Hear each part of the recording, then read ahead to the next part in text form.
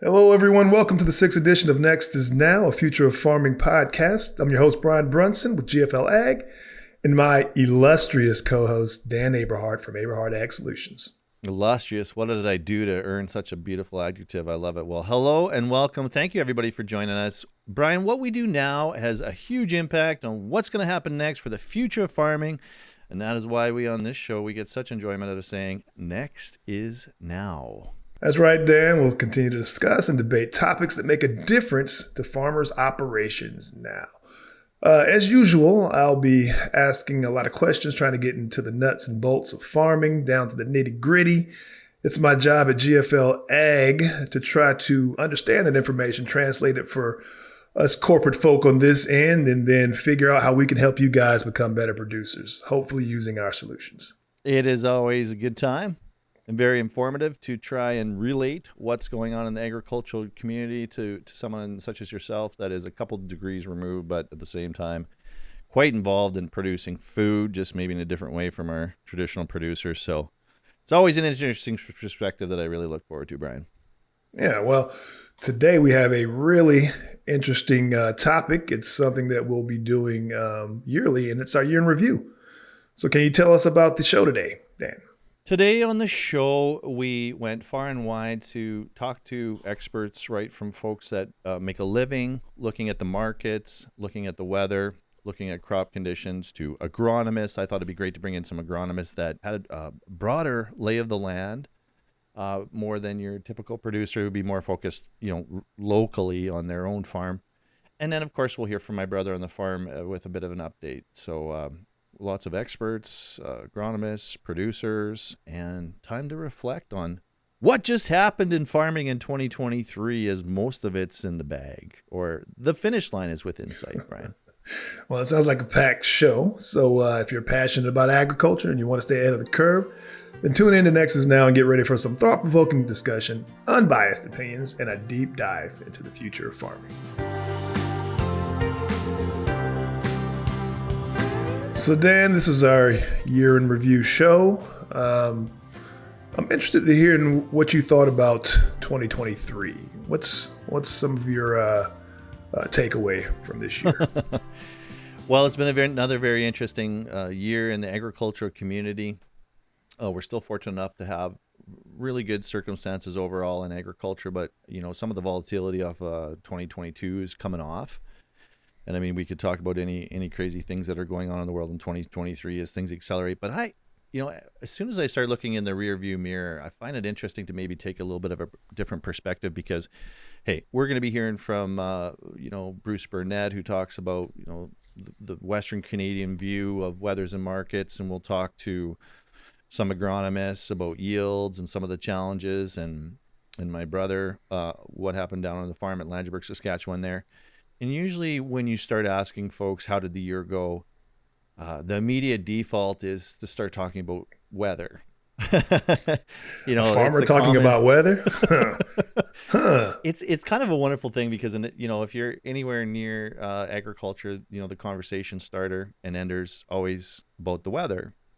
How much rain did you get? How are the crops faring and stuff like that. So it's a common tie that binds us. But I really started reflecting on the year as a whole. And for some, the metric is very simple. It's bushels times price, less expenses. And somewhere in there, you got, your net worth and increasing assets and what's your land and buildings and equipment worth. But I wanted to take a little bit of a different perspective and reflect on things that folks can look at maybe outside the matrix of that. And I wanted to ask you too, like you're involved in a bunch of different businesses, some that would be as foreign to our listeners down on the farm as, farming could be to you. Yeah. For example, say like in your clothing business, what sort of metrics, if you had a year in review for your clothing business, what would be the immediate, top three things that you would use to measure the success of your clothing business, for example? So it's not bushels times price, less expenses. It's how many pants you sold. Well, I mean, it's at the end of the day, it's retail. So, the main metric is inventory and margin. What kind of margin you get for your product, and if at the end of the year you got the margin you set out to get, and you don't have a bunch of stuff sitting in inventory that cost you to just store, you're doing pretty well. So right now I'd say the main things are just making sure you sell through what you decided to produce for the customer. Yeah. And it's not, so that means at the beginning of the year, you forecasted correctly, thinking, all right, everybody's going to like this particular product, and we should sell through this by the end of the year. So at the end of the year, when you check that inventory, you don't have a bunch of stuff sitting there, and you didn't have to do a lot of discounting. It's a good year. It's not that different, is it? I mean, we all have those basic units of, what you sell it for versus your cost of goods sold. But one exercise that I really enjoyed going to Strategic Coach every 90 days was cataloging one's wins. And until you physically take the time to mull on that, or better yet, write it down and share it with others and review, it's amazing what gets done in 90 days or on an annual basis. And once you start cataloging those, it gives you a sense of progress that's far beyond, I think, the high achievers perspective that we carry, which is never satisfied. No matter how much you get done, and as a farmer, you always look out the window and there's an endless amount of stuff that can be done, or there's a huge wish list, or something that's really endemic in farming is, the disease of comparison. Well, I could have that equipment, or I could build this, or I could build that. And to be honest, sometimes I struggle with what we share on social media, which is a big part of our business between the family of companies. But sometimes maybe it feels like all we're doing is sharing our wins. And we don't really get into all of the behind the scenes challenges. It doesn't matter your station in life, what size of farm you have, or what your infrastructure looks like, or how big your team is, or even if you have a team, or if you're a smaller farmer, or what you produce. I think that we all share a lot of things that are challenges and opportunities in very similar ways. And so while this year in review for us in our region in Langeberg, very fortunately, very, very gratefully, we've been blessed with good conditions where we produce good yield. And of course, my brother's intro, I put some fancy, soundtrack behind it, and lots of great slow motion shots of all the moving equipment. And, they built a new dryer, and I'm very proud of what they've done. That was a culmination of decades of work of my father, and my brother's carrying on the work in a very cool fashion. But, there's still lots of challenges behind the scenes. And so when you're looking at other folks in the farming business and you're comparing, and when we're considering, our net output, the value of our land and everything that we own, and we're looking at bushels times, price, less expenses, what are the other things that you could catalog in the last quarter, in the last year, that would make a difference to your life? And maybe it's that you had someone come home to farm with you, or maybe it's that your parents are still healthy and happy enough to be able to come home and be part of the farm like we experience. We've got 3-4 generations working on the farm. Well, I guess maybe not 4. I might be exaggerating there. Somebody's going to call me on the amount of generations there, but anyways, maybe not factually correct, but directionally correct. But you know what I'm saying?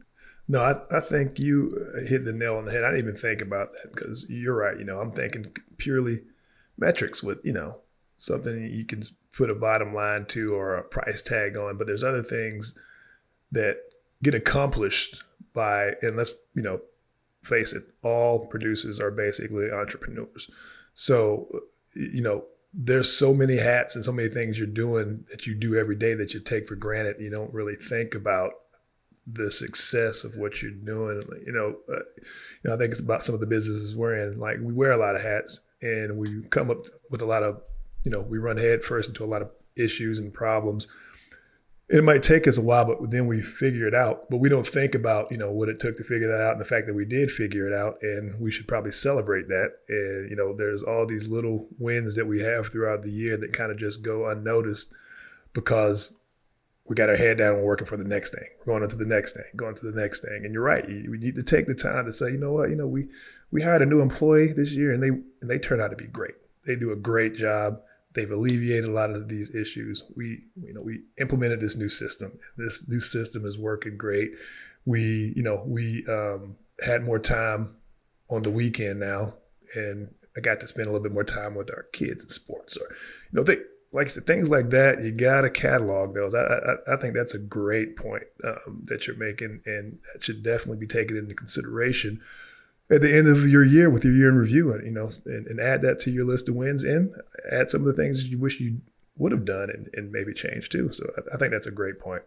Well, it'd be really interesting if you cataloged everything that happened, say, in that clothing company. Maybe you got your website launched. Maybe you started new production in Portugal. Maybe you found new sales channels to the market. Maybe you got a patent approved. Maybe all kinds of great things could have happened besides just the bottom line that you have to take. It could be even just the enjoyment of what you're doing. Like, you enjoyed it more than ever, even though things were difficult. And the hard part in farming is that we don't have a lot of control over everything. And that's why I think it's even more important with the seasonality of the business. You just get one chance a year to produce a crop. There's a final scorecard there. It's how much you produced and what you could sell for, less what everything costs you. And God knows, everybody knows how expensive things are. But what if you looked at things differently? Because there's an equation there, just to wrap this part up, Ryan. There's an equation that's present with high achievers. And I think the higher the achiever, the less your ability to stop and experience the satisfaction.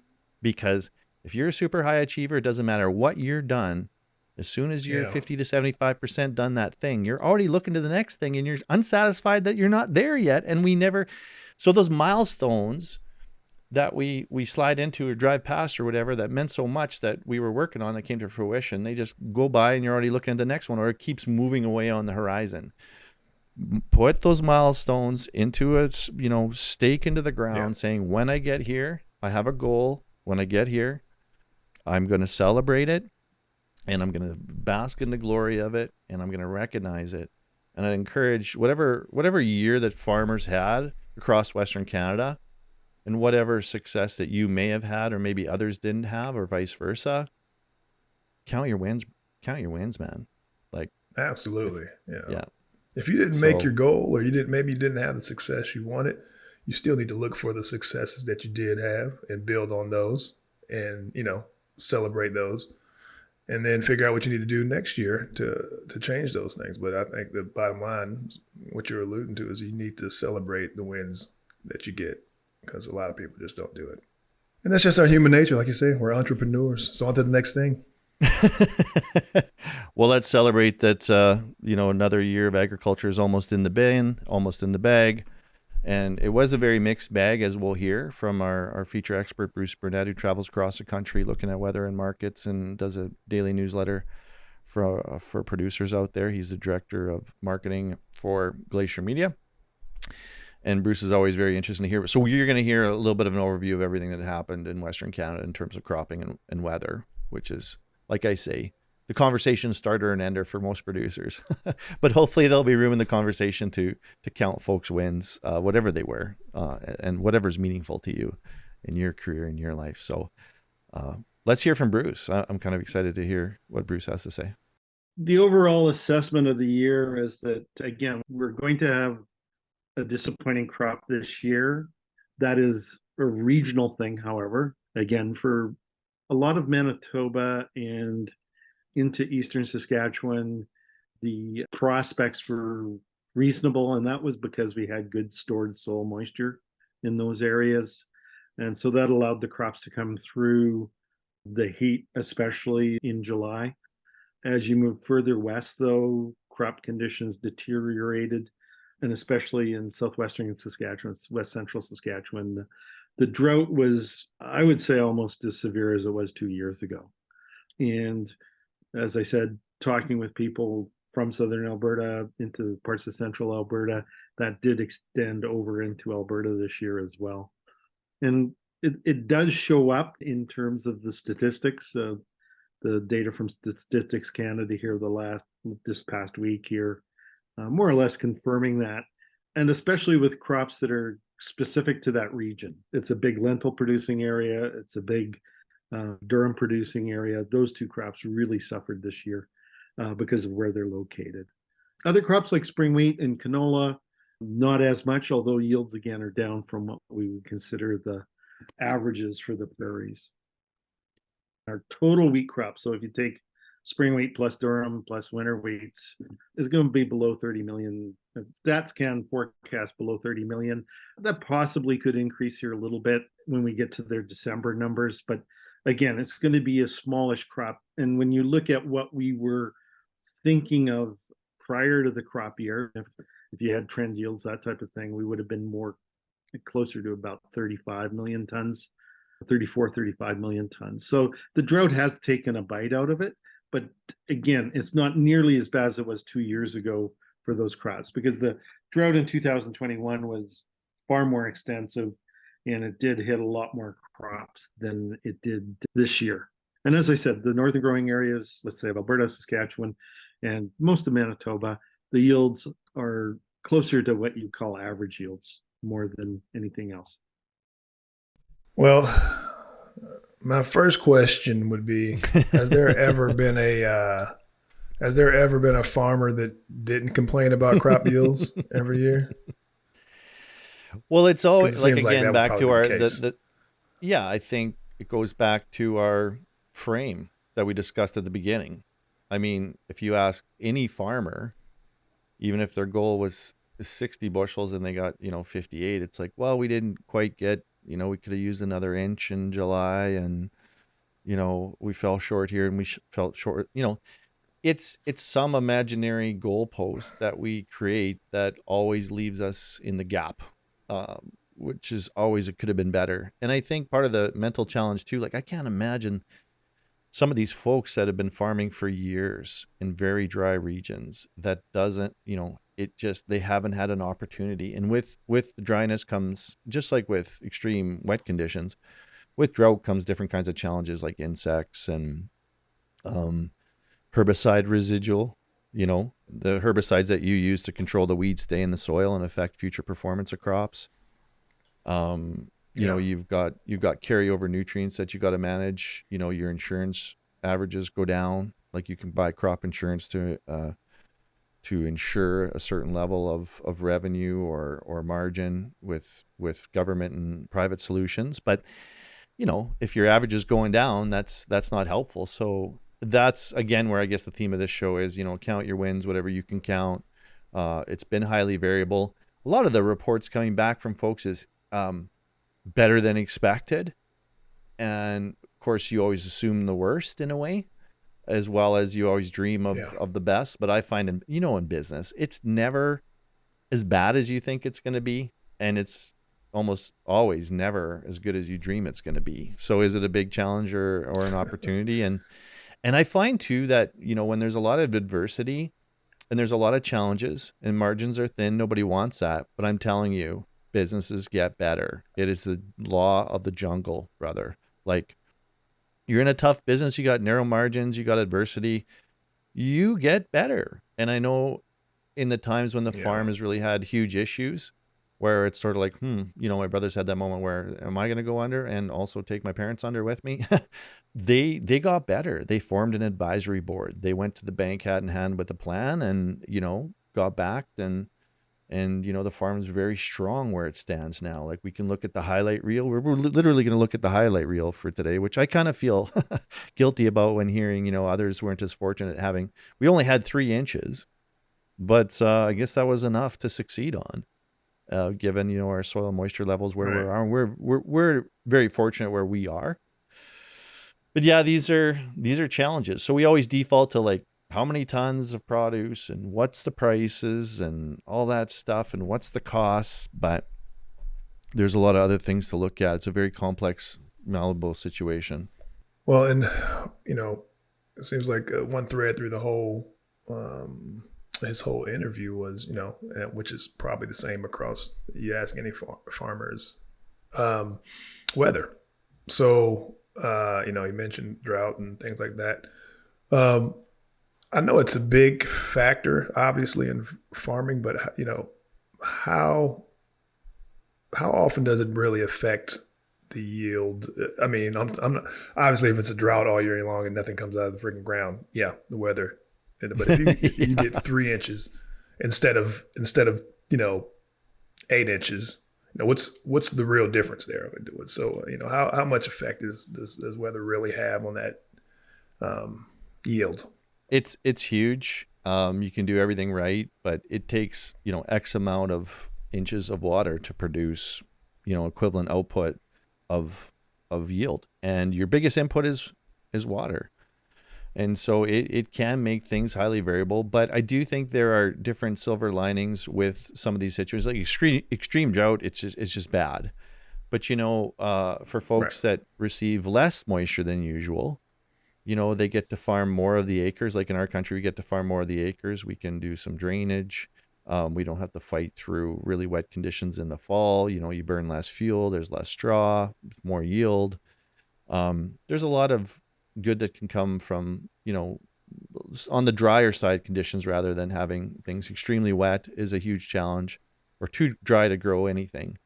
But usually in the modern crop insurance structure now, if you get a crop to emerge, you're into crop insurance territory.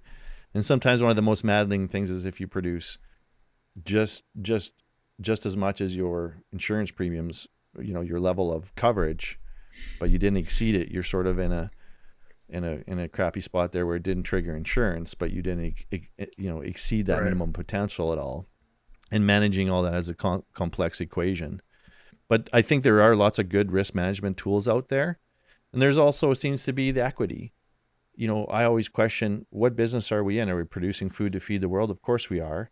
But at the same time, your business is cash flowing the best real estate on planet Earth, just like McDonald's can cash flow 250 sites or whatever it is on Manhattan Island. Not a bad gig. If you can sell enough burgers to pay for that, corner lot in the best cities in the world, like Paris, London, New York, whatever. Is that a bad business? So if you can cash flow something, stay in the game, your net worth is going up. It is a very complicated factor, but far be it for me to speak for producers, but it's interesting to look at it as a business, with some perspective. But there's nothing more maddening than weather out of your control, man. And like I say, I think the heat and the dryness really wears on your psyche when you're dealing with that kind of stuff year after year. And then the grasshoppers come and it's kind of biblical and all that stuff. So the locust plague. Here come the locusts. that could really have an effect on your mental well-being. Pour salt into that wound, right? What little crop you have coming. It's just, we seen some videos on Twitter this year, X I guess now, that show somebody walking through a field where you just can't imagine the amount of insects that are. It's just like a horde of insects. That's for real. Yeah, that'd be disheartening. Yeah, for sure. That would be. Imagine going to your clothing factory and it was being taken over by locusts. There's a swarm of locusts and you couldn't produce that fine clothing you guys are making. All right. Well, let's hear from our guests and some of the farmers on Coffee Row. Yeah, so our first guest is Dimitris Teledis. He's an agronomist right here in Brandon, Manitoba, and I just love this guy's accent. He's from Greece, so it just makes me think of all kinds of Grecian, food and drink, and it's just amazing to listen to. But he echoes some of the sentiments around the cropping situation here in Manitoba, and it's also interesting to think that in Manitoba there's a different perspective on what is dry and what is wet. Versus when you go west and get into the Palliser Triangle, when they first, discovered it, they essentially said in the Palliser Triangle, the very area that Bruce was referring to as being really dry, is being uninhabitable by human beings because it was just essentially desert. Wow. So now we're producing all kinds of food, especially it allows for specialty crops like lentils and peas and whatnot that go around the world as a food. They do it as good or better than anybody else in the world. So, but let's hear from Dimitris from Brandon, Manitoba for our agronomy. My guys are, and I am surprised by the yields we have so far. To be honest with you, I wasn't expecting to have such a good yields with not so much precipitation during the season, and we are surprised, which is good. And yeah, because of the weather now, our guys, they're going very fast with the harvest, and we are behind them to take the soil samples. So we want to be done by mid of October if possible, because after that it gets white sometimes with the weather. But so far, I think we have done almost half of our soil sampling, which is more than we have done all these years in the past. And that's because of the weather problem. Like the weather is helping a lot. But I don't know what you hear from other guys, but in Manitoba, most guys are surprised with the yields. And I think that's part of the conditions we had as well, because at the beginning of July and about for 2-3 weeks, it was relatively cold. It was not very warm. And that was during the flowering for canola, which helped a lot, I think. Another thing was the smoke. And every summer we have lots of smoke in Manitoba. The yields are great here. And that does make sense to me because in Southern Europe, on glass houses, they increase technically the levels of CO2 so they have higher yields. And I think this is what happens every time we have smoke. We don't have very high temperatures, so we have some shade from the smoke, plus the CO2 levels that are higher in the atmosphere. All these factors help the crops to yield a little bit more, I think. Because we didn't have much rain. Like in some places, we had 2 to 3 inches the whole summer. And still on cereals, we have, and on canola, like on wheat, we have close to 65, 70 bushel of wheat. Barley is 90, 80 to 90, which is a huge surprise to me. These crops didn't look very promising at the beginning, to be honest with you, but they looked a little bit better at the end. But still, I wasn't expecting to have these yields.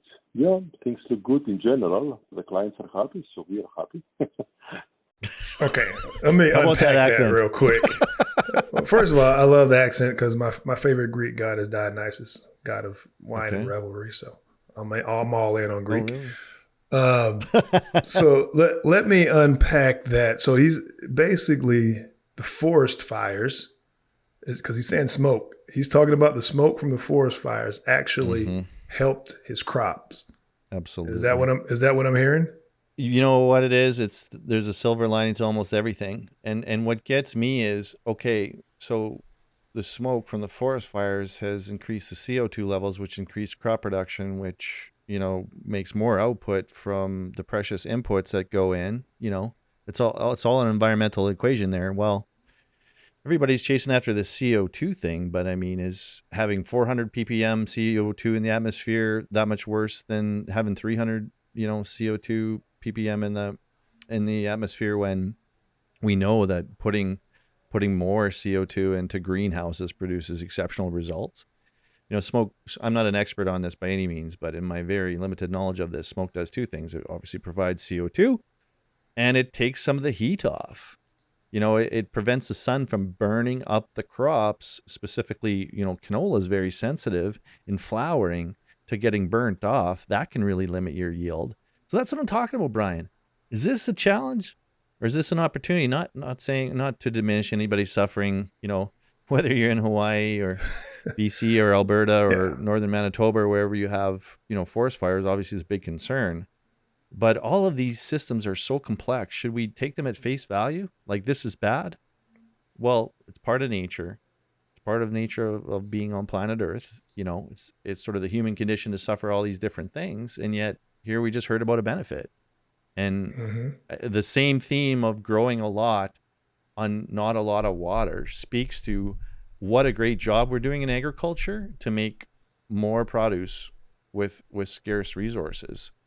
And I think that should be recognized, and we should be proud of that. Count that win.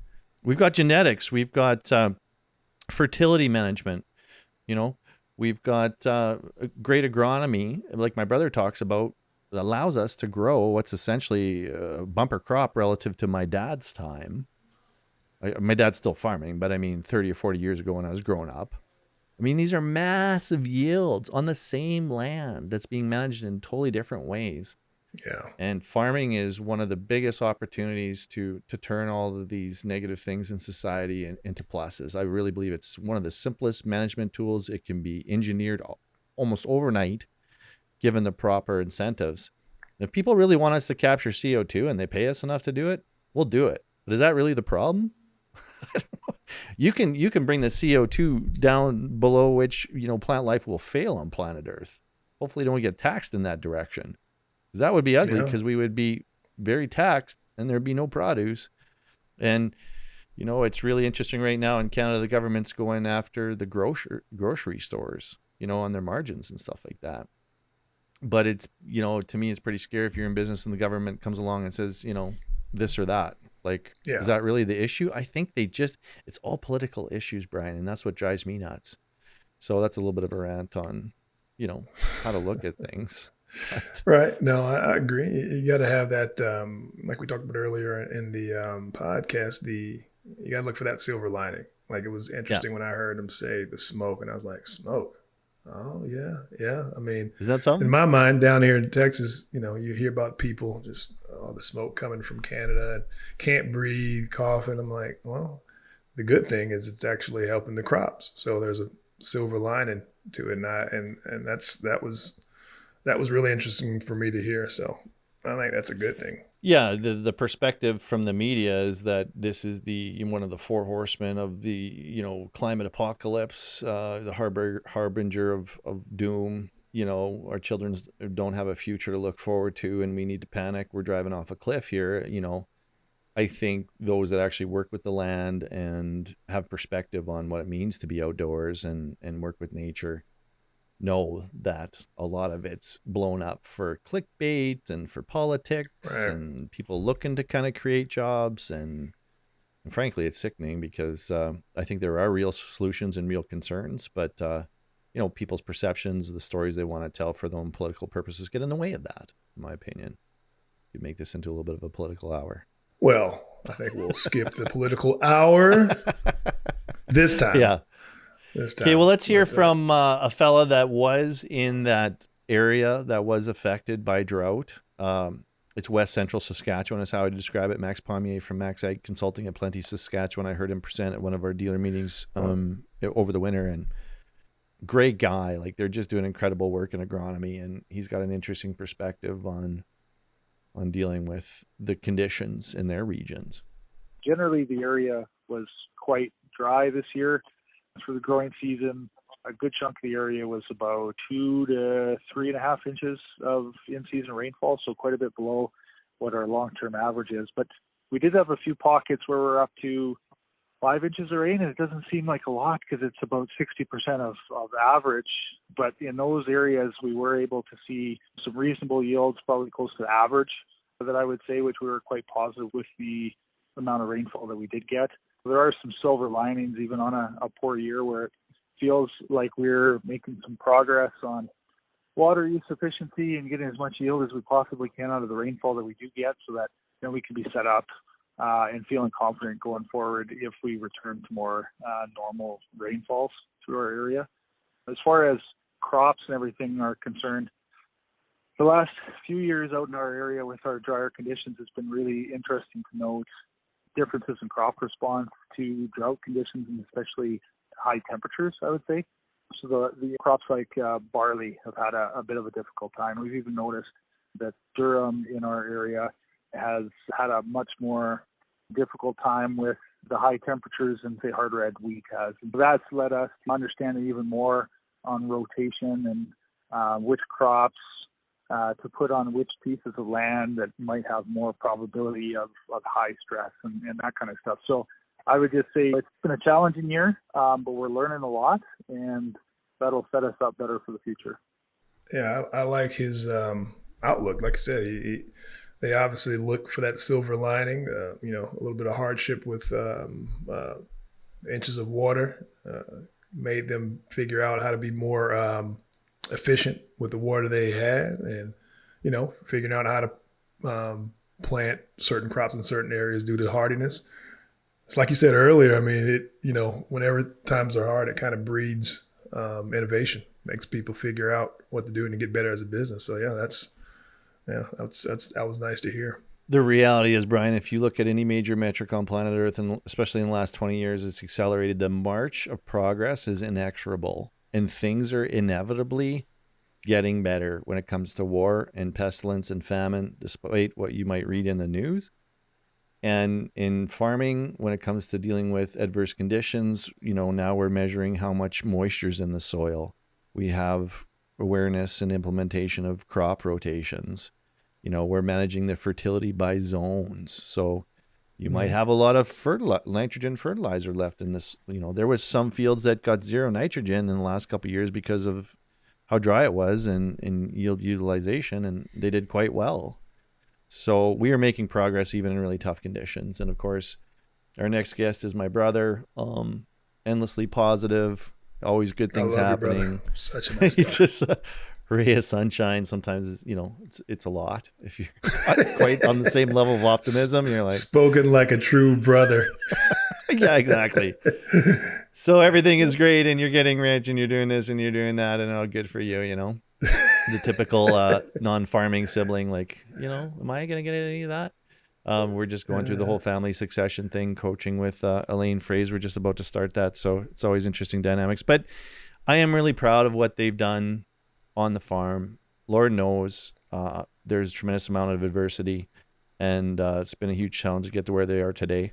And even just going out there for Labor Day weekend, you see, like, in an average day, all the moving pieces, all the people that have to be organized and coordinated and trained and work together and communicate, and all of the technology that people have to understand how to implement, all of the logistics. The day that I was there, some Roundup didn't show up, on the day when you needed to get that canola crop, that Liberty Link canola crop sprayed down. So we had to run to another supplier, and it's like, oh, well, I thought that was supposed to come. And it's just one small cog in a giant machine in a day where there's a million things going, and it's a Sunday, and a lot of suppliers aren't open that day. So the complexities, whatever level you're at in farming, are almost infinite.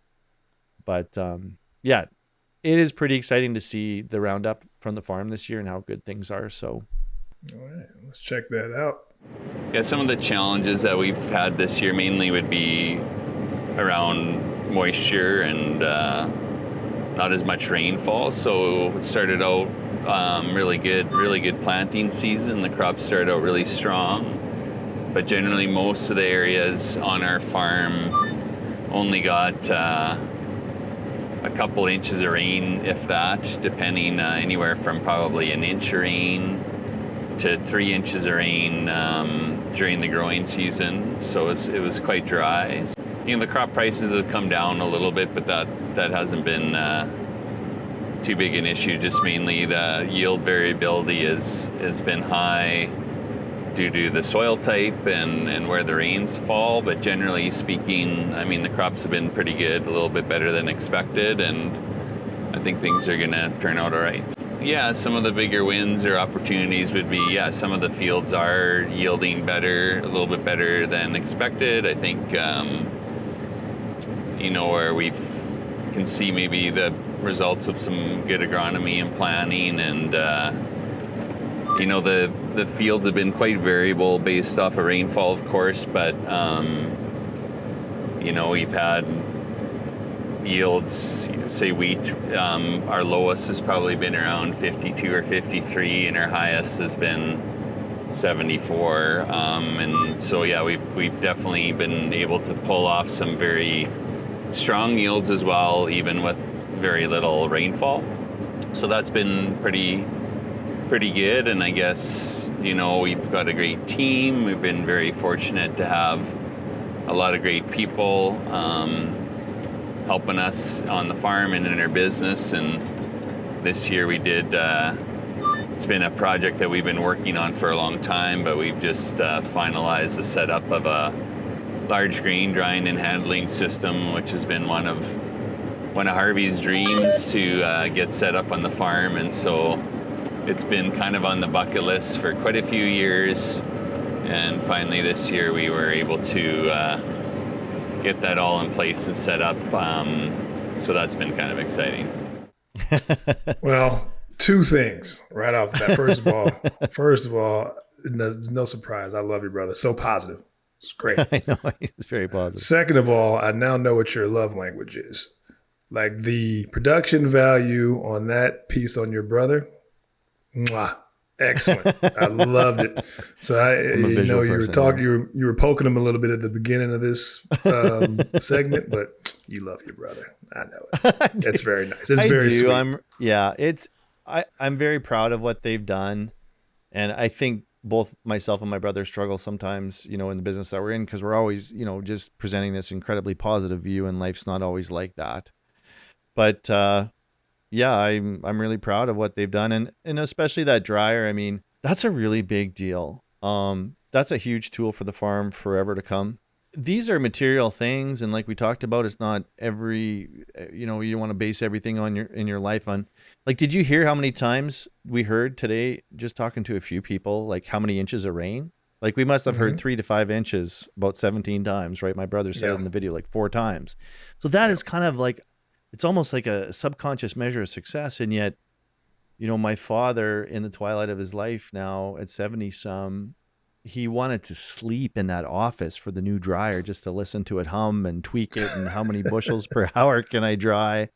That's his dream, and that's a huge milestone for the farm. And I am proud of it. I think the challenge is a lot of farmers might look at that and maybe they're far ahead of that and they compare, or maybe they don't have as large a farm with a big team and all that infrastructure and everything.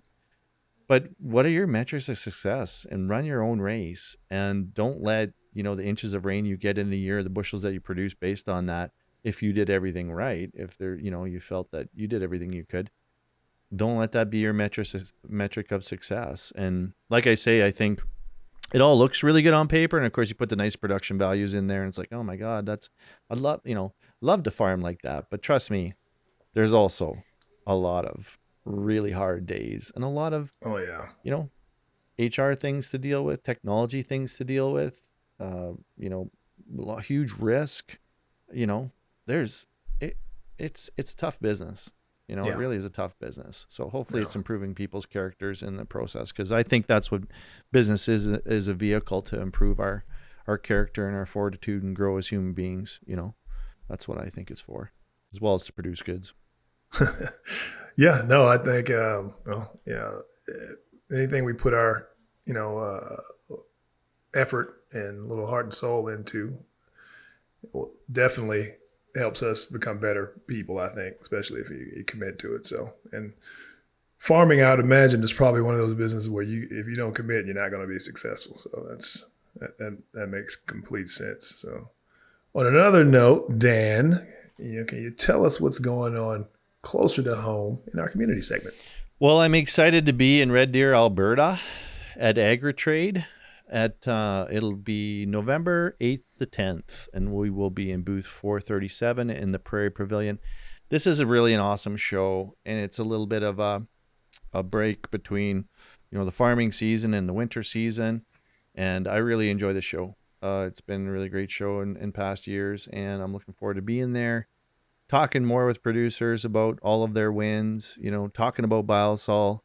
The team just loves trade shows. I've been doing them for close to, 2.5 decades or whatever.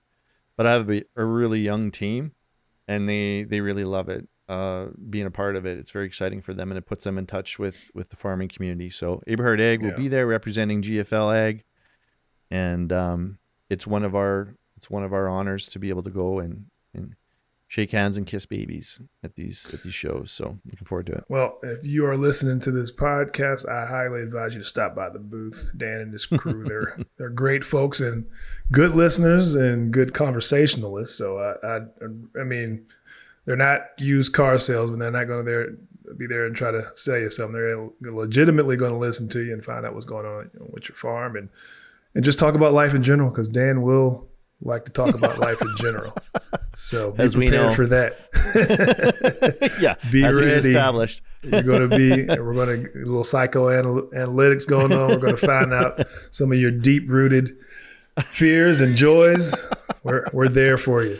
Yeah, farmers love that. Yeah, farmers love sharing that. All right, man. Let's wrap this up with some key takeaways from what we've heard today. Well, it's great to look at things in the rearview mirror. I really appreciated the opportunity to see that, things have been challenging, but in the end, they turned out probably better than expected in a lot of quarters. And, life will go on.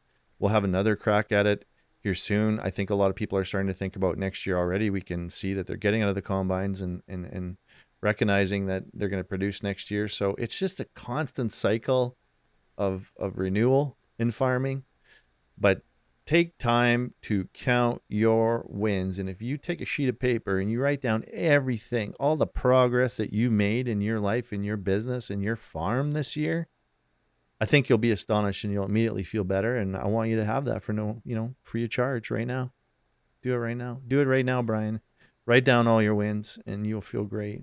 And probably spill over into, your personal health and your love life and everything else. Absolutely. Words to live by, sir. Your wife will be like, what happened? And you'll be like, I counted my wins. Okay, thanks for listening, everyone. I hope you've enjoyed Next Is Now. I'm Brian Brunson with Dan Aberhart. Join us next time for a discussion on fall projects. Let's find out what you got going on out there. Talk to you soon.